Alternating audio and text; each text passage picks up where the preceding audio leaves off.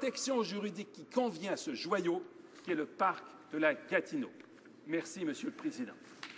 Reprise du débat, l'honorable député de Sherbrooke-Beauce-Charles. Monsieur le Président, c'est avec un grand plaisir que je souhaite débattre sur ce projet de loi C-565 qui concerne le parc de la Gatineau. Pour moi, c'est un véritable bijou de la région de l'Outaouais et de ses régions limitrophes. À partir du Parlement, nous sommes à peine à 15 minutes de ce joyau de la naturelle. C'est incroyable le nombre d'activités que l'on peut y faire, et cela en toute saison de l'année. La randonnée pédestre, la baignade, le vélo, le ski, le camping, les pique-niques, le canot, et j'en passe. Il y en a pour tous les âges et pour tous les goûts. Vous savez comme moi que les habitants de la région Ottawa-Gatineau adorent y planifier leur activité tant le choix y est vaste. D'ailleurs, le Comité sénatorial permanent de l'énergie, de l'environnement et des ressources naturelles, lors de son rapport en 2007 sur la loi modifiant la loi sur la capitale nationale, création et protection du parc de la Gatineau, avait proposé des amendements spécifiant les deux choses suivantes. D'abord, que le parc de la Gatineau soit créé à l'intention du peuple canadien pour son agrément et l'enrichissement de ses connaissances.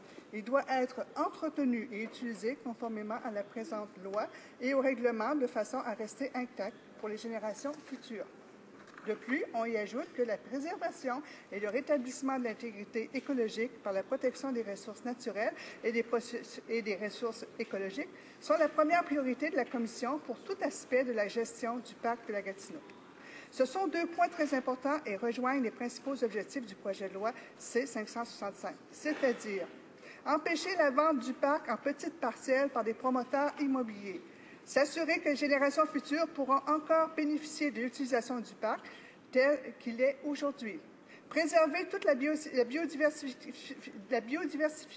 biodiversité que renferme ce parc. Je veux parler plus précisément des espèces végétales et animales menacées qui sont en très grand nombre dans ce parc.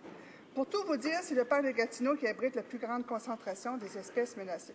D'année en année, la population du parc de Gatineau a progressé et cela se ressent avec les chiffres puisque, selon les statistiques, c'est l'un des parcs les plus visités du Canada.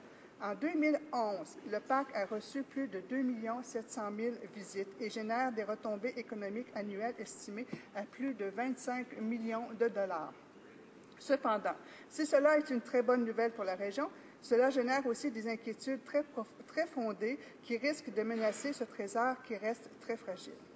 Je m'explique, Monsieur le Président, me permettant de faire un parallèle avec un autre parc qui se situe dans la région où je réside, pas directement dans ma circonscription de Charlebourg-Haute-Saint-Charles que je représente, mais à quelques kilomètres seulement de là. Je veux parler un peu d'histoire du parc national de la Jacques-Cartier, situé à quelques minutes de ma circonscription de Charlebourg-Haute-Saint-Charles. Le parc national Jacques-Cartier, d'une superficie de 670 km², est situé à 30 minutes de la ville de Québec, avec la vallée de la rivière Jacques-Cartier au Québec. Le parc possède plus de 100 km de sentiers pédestres. Il est fréquenté assidûment par les gens de mon comté et de toute la région. Le parc national de la Jacques-Cartier a été établi par la province de Québec en 1895 comme territoire protégé de la colonisation et réserve de chasse et de pêche. En 1972, plus de 20 000 citoyens de la Ville de Québec ont signé en quelques jours une pétition s'opposant à la création d'un barrage hydroélectrique sur la rivière Jacques-Cartier. Le parc est toutefois protégé légalement depuis 1981 seulement. Sans la mobilisation citoyenne et sans la protection légale apportée au parc en 1981, il est clair que toute cette vallée aurait été inondée et que le développement urbain, déjà présent à Stoneham-Shrewsbury, y serait installé de nos jours. Aujourd'hui, comme vous pouvez le constater, Monsieur le Président, les grands bénéficiaires de ce parc, ce sont tous les habitants de la région, y compris ceux qui résident dans mon comté, ainsi que toutes les nouvelles générations qui sont bien contentes de trouver un lieu historique et exceptionnel. Si nous revenons un peu sur l'histoire de cet enjeu pour le NPD, je vais vous rappeler que cela fait bientôt 9 ans que le NPD se bat pour le parc de la Gatineau. C'est vous dire que cet enjeu est très important pour nous et pour les citoyens et que nous ne lâcherons pas. J'en profite pour remercier ma collègue députée de Hull-and-Mar pour l'excellent travail qu'elle a fait sur son projet de loi C-565 et aussi pour la remercier de reprendre le flambeau, là où l'avaient laissé avant elle mes confrères, les députés d'Ottawa-Centre, qui ont tenté en 2005, 2006 et 2009 de faire passer un projet de loi pour assurer une protection parlementaire au parc de la Gatineau. Monsieur le Président, lorsque nous avons un bien précieux, le premier réflexe que nous avons, c'est de le protéger.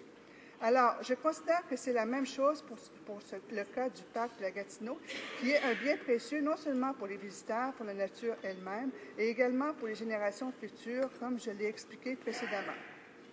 Ceci étant dit, ce que nous demandons, nous, députés du NPD, c'est d'enchasser les frontières du parc de Gatineau dans la loi et de doter d'une protection parlementaire.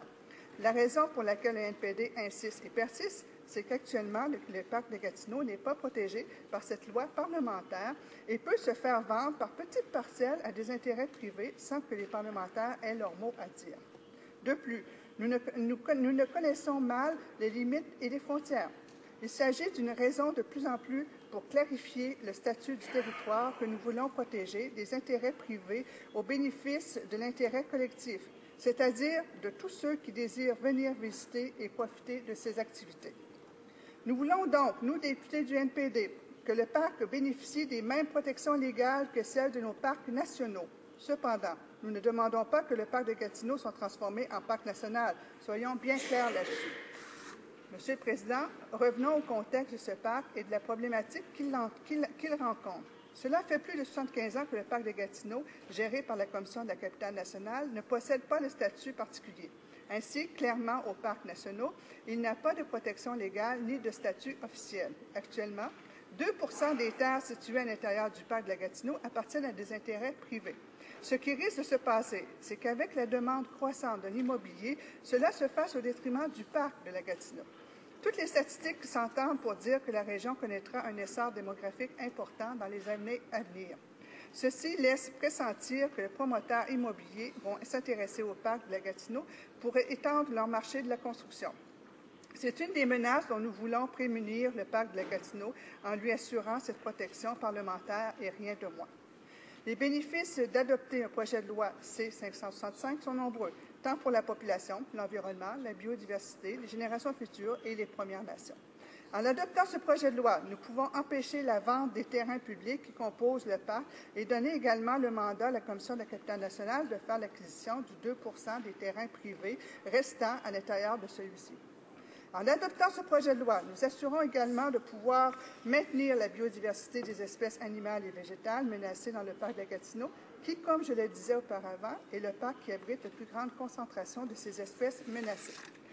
En adoptant ce projet de loi, nous pourrons léguer au patrimoine et aux générations futures et protéger l'environnement.